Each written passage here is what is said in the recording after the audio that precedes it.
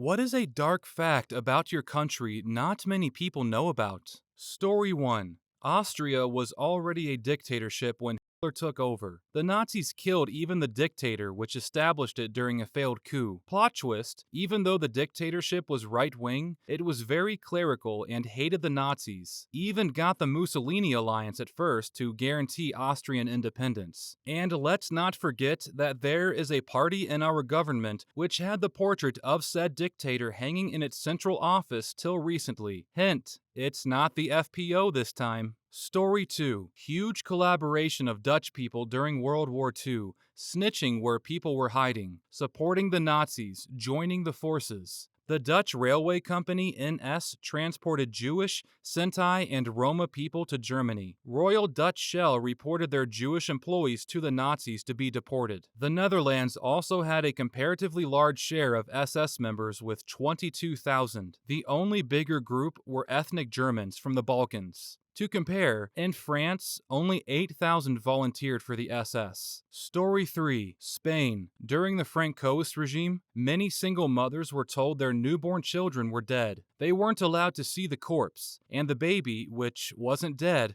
was given to a married couple. Many years later, the graves of many of these supposedly gone babies were found to be empty. This was done with the absolute cooperation of the Catholic Church. Story 4. Sweden used to treat Sami natives in northern Sweden as second-class citizens for the longest time, and we barely learned about it in school. As late as the 70s, Sami children were still forcefully taken from their Sami parents and adopted by Swedish parents to make them Swedish. Story 5. Spain. The regional languages in France were progressively replaced by French from 1789. Only a few are still remaining, mostly those who aren't understandable by a French speaker, like Breton, Basque, Corsican, Alsatian, Franco-Provincial, etc. But apparently, more than 90% of our regional languages are now dead. You only find them in regional accents. I've talked to people from Brittany who told me stories their great-grandparents told them. They were forbidden from speaking Breton, not just at school,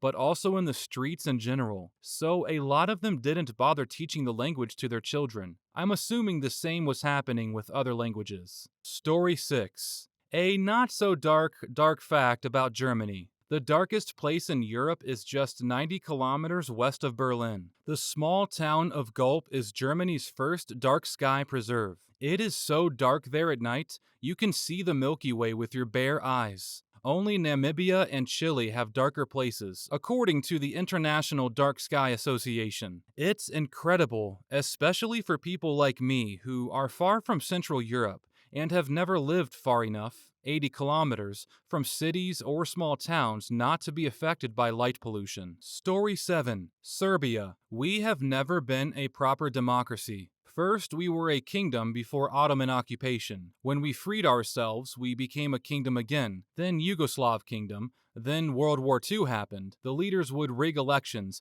have full media control, etc. When Yugoslavia fell apart, we thought we would have democracy again. Nope, same things as what happened in Yugoslavia are still happening. I think many people also don't know how cruel the war actually was. I'm not sure which country officially has to take the blame, since it was probably only a few sick individuals behind it all. A lot of Muslim people were put in concentration camps. A lot of lives were destroyed, and since the war only ended in 1995, a lot of people, examples given in Bosnia and Herzegovina, are still struggling to this day with trauma or having no existential perspective in life or anyone to talk to. They just have to endure their negative thoughts while they try to get by. Story 8. Norway. How terribly we have suppressed the Sami people and how we forcefully assimilated them in order to fit in with the Norwegian culture, and how the racism against them still exists very much to this day. They are still treated horribly by Norwegians,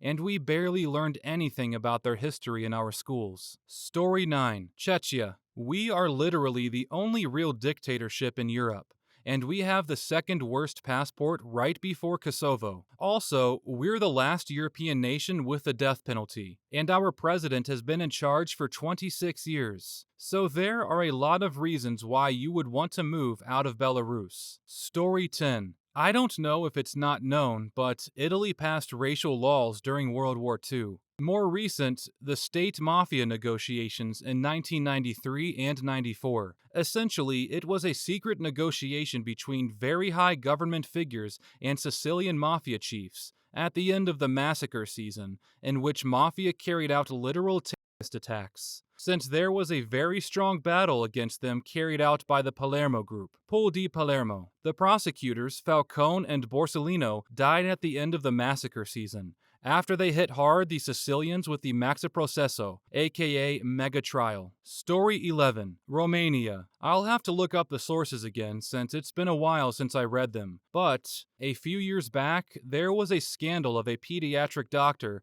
that did extremely painful medical experiments on children he was supposed to be treating, such as putting a metal rod near their backs and putting screws into their spines to fix scoliosis, or something similar with bones he considered weren't growing properly. He mostly triggered poor families, or families with kids with weird conditions, because he figured they wouldn't be able to have the power to question his practices. I've also read a religious article of an exorcism that was performed on a little kid they called possessed, because he would suddenly go very still and start shaking violently. To anyone with a brain, it's obvious he was just seizing. Instead of following the procedure for a seizure, which is making sure he isn't in danger of hurting himself by bashing his head on something, they rushed him to a church and placed him on the floor there, and it wasn't a soft floor by any means. Or the fact that we've had gay people thrown in prison for being gay several years after communism fell. I think either late 90s or early 2000s.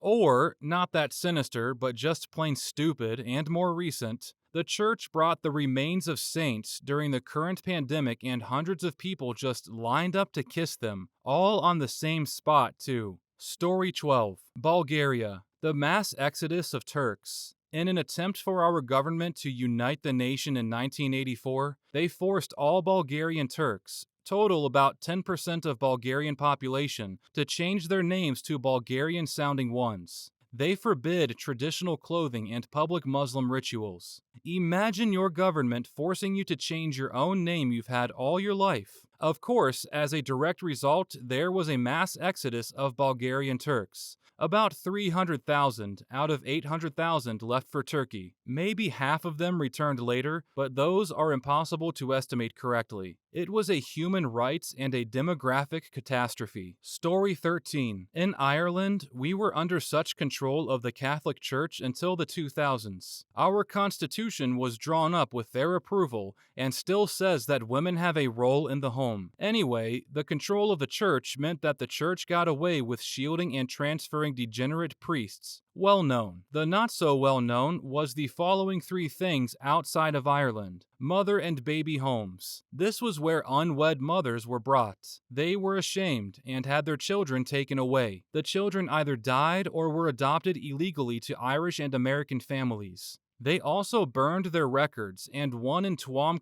Galloway dumped the bodies of many children who died in a septic tank. Magdalene Laundries. This was where runaways and some troubles were brought. They were slaves in a laundry and received nothing and were treated terribly, and the religious orders made money off the backs of this slavery. The last one wasn't even closed until the 90s, which is messed up. Also, corporal punishment in schools until the late 60s to early 70s, especially in industrial schools. So, yes, we have a dark past. Now it makes sense why there are few young Catholics in Ireland. We don't mention it much, but we know, and it makes me ashamed. And I'm 25. Story 14. Denmark. How horribly we treated Germans after World War II. This is a subject we aren't being taught about in school, since we are trying to let it slide past as something that happened but doesn't happen anymore, which is true though. Story 15. South Africa had a intertribal genocide between 1815 and 1840, resulting in the passing of between 1 to 2 million people. The genocide, called the Mfecane, or the crushing in Zulu, was perpetrated by Shaka Zulu and the Zulus as he was establishing his kingdom. This led to the depopulation of the interior, which created room for the white Boer settlers, Voortrekkers, to move in and settle the area from 1836, basically uncontested and unclaimed territories. Story 16. Latvian Reds were at the center of the Russian Civil War and took up various positions of power in the USSR afterwards. Jokams Vacius was the first ever commander of the Red Army. Jakobs Peters actually founded the VCHK, aka Cheka, along with Felix Dzerzhinsky, and served as deputy chairman there. Peters Kuzis was the head of the GRU from 1920 to 1935. He got there due to being recognized by his superiors for his work in pursuing, arresting, and liquidating Russian sailors after the Bolshevik suppression of the Kronstadt Rebellion in March 1921. Yanis Rutsutakis was a member of the Politburo and was thought to be one of the candidates for chairmanship. Peters Stuka was a staunch communist and a member of Lenin's internal circle and was interned in the Kremlin Wall necropolis after his death in 1932. Jakobs Alksnis was the commander of the Red Army Air Forces from 1931 to 1937. Story 17. Denmark. I guess colonization is a dark time for many countries. In Denmark, it was no different. But often you talk about the islands as the Caribbean or Africa, but the treatment of Greenlandic people has been absolutely horrible in Denmark. They have been treated as second-rank citizens, and everything was dictated from Denmark, and they had little to no say in it. Still, I have heard that higher education in Greenland is taught in Danish, not Greenlandic, but they might have changed that? Story 18. Greece. In Crete, most if not all people have at least one kind of gun in their house. Anything from a hunting rifle to the latest fully automatic rifle. And some time ago, maybe even now, I have no idea, the rest are vendettas where families, by families I mean a group of people that have the same surname, would go into all-out war between each other for any kind of reason. I'm from Crete, but I grew up in Attica, and my family used to be in a vendetta when someone was operating my great-grandfather's excavator and he rolled over and died, and his family blamed my great-grandpa, and I don't know how that ended. Story 19. Technically not my country, but I did live in Switzerland for a third of my life. A lot of people don't realize that Switzerland is so serious about neutrality that they will pander to bad people to remain out of the war. Neutrality means not fighting. Neutrality for the Swiss doesn't mean not trading with people because they dislike them, as that would be taking sides. They traded a lot more with Germany than they did the Allies and supplied them with plenty of guns and weapons. Story 20. Finland. There is general compulsion for military service for all adult males defined in the Constitution of Finland. Military service period is 165 to 347 days,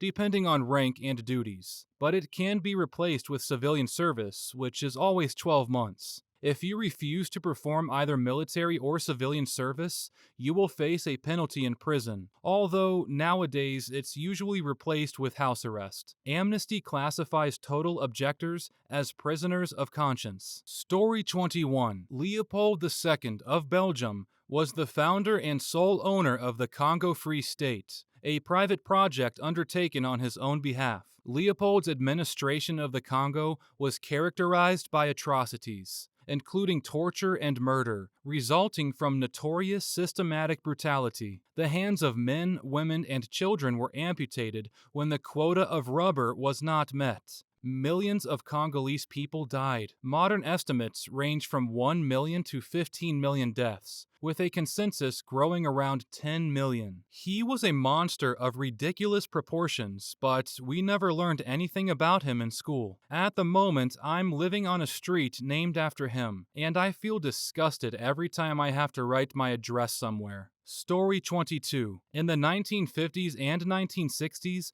Great Britain tested multiple nuclear weapons at a place called Maralinga in South Australia. The area is still to this day a remote and giant military range. During the tests, Australian and English soldiers were deliberately exposed to radiation from the nuclear blast. And whilst steps were taken to remove the indigenous Australians from the area, the efforts were incomplete. As many as 1,200 indigenous Australians were exposed to the fallout from these tests, and it is believed that some may have been within the test area at the time of the weapons being detonated. Many of of the soldiers subsequently died, often from cancers associated with exposure to radiation. Likewise, the indigenous Australians exposed to the tests fell ill with similar cancers. The remainder of the indigenous peoples were moved to other places, but the disruption to their way of life was extensive, and to this day, both communities are extremely troubled. Story 23. Hungary. In my honest opinion, the darkest fact is that our nation basically worships Saint Stephen, aka Stephen I, who made the country recognized by forcing religious conversions, which is why little to nothing of pre-Christian Hungarian culture remains. No deity names, no customs, no stories, no legends. A few fragments of runic script survived, and that's it. Among other things, it's very unlikely that Gerard Sagredo, aka Zent Gellert, was murdered by a pagan mob without a cause. I would also like to add the 1985 Austrian mass wine poisoning scandal, which is obscure. Hopefully, I get away with it. Thanks, common rulers. Story 24. During World War II, the U.S. military decided not to use pigeons to guide bombs to enemy ships that were conditioned to peck on a screen where a ship was showing up to adjust the fins on the missile. Instead, the U.S. military thought that since a cat doesn't like water, that they'll navigate a pad inside of the bomb housing to aim for dry land, which would be the ship. Well, none of the cat bombs hit, but the pigeon bomb was 90% plus accurate. Many cats fell to their being unsuccessful at the one job they never signed up for. Story 25. Nearly 100 workers died during the construction of the Hoover Dam. This has caused some urban legends about people still being entombed in the concrete, which is false, but there were in fact cases where people got buried by concrete, and they had to extract the bodies because they would compromise the structural integrity. Story 26. There is an ancient Thracian sanctuary that is prophesied to reveal its secrets after its 8th casualty. So far, there have been 4 deaths, all lightning struck if I remember correctly. It's kind of creepy, but who knows? I doubt we'll find out in our lifetime if it's true or not, but it is fun to read about. The name is Belintash in Bulgaria. Story 27. Some might find this creepy. I just think it's hilarious. There's a beachfront park in Oregon called Exploding Whale Memorial Park. It's named this because in the 1970s, a dead whale washed up on the beach, and people thought the best way to remove it was with dynamite. Chunks of whale rained down on spectators and even damaged a car in the parking lot, while the majority of the whale remained stubbornly on the beach. Story 28. The visitable famous catacombs are roughly only 1.5 kilometers long. The entirety of the underground system, combining bunkers, refuges, underground pubs, and rooms back to the 18th century, all linked through an endless corridor maze, is 250 kilometers wide. It's forbidden to explore this part, not open to the public. The municipality has been condemning doors and accesses to it, and there have been stories of people disappearing in there. Yet, more than often, there's people still exploring them, reopening accesses, making parties, or camping there. Oh, and in 2004, cops found very large galleries with living areas, bars,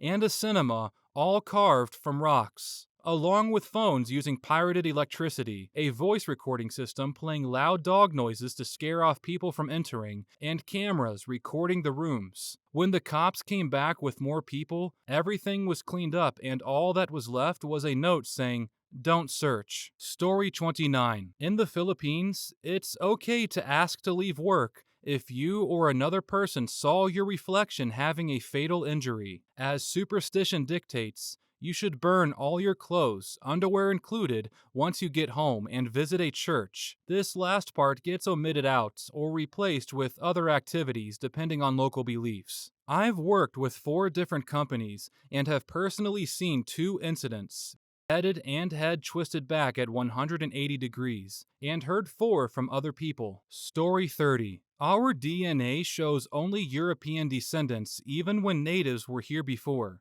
The natives here were primitive and warriors, so Spain literally wiped them all out. Every single one of them except for 4 that were sent to a circus in Spain and died there. Story 31. There is a national cemetery in our capital city. And this cemetery is huge, like the size of Vatican City. Anyways, most people only bury their loved ones in the front side of the cemetery, but all the way in the back, there is a section where there are empty coffins. The people that are in charge of taking care of the dead are required to maintain a tomb for 10 years. After that, the family needs to do it. But most of the time, the family forgets about them, so the people in charge just take out the deceased and throw them out in a big pit, and the coffin is left there in plain sight. There have been sightings of cults in that area. Many people have reported that they hear screaming from where the pit is located. Witches have been spotted doing some weird stuff. They would leave a curse on an item like a shoe or a phone,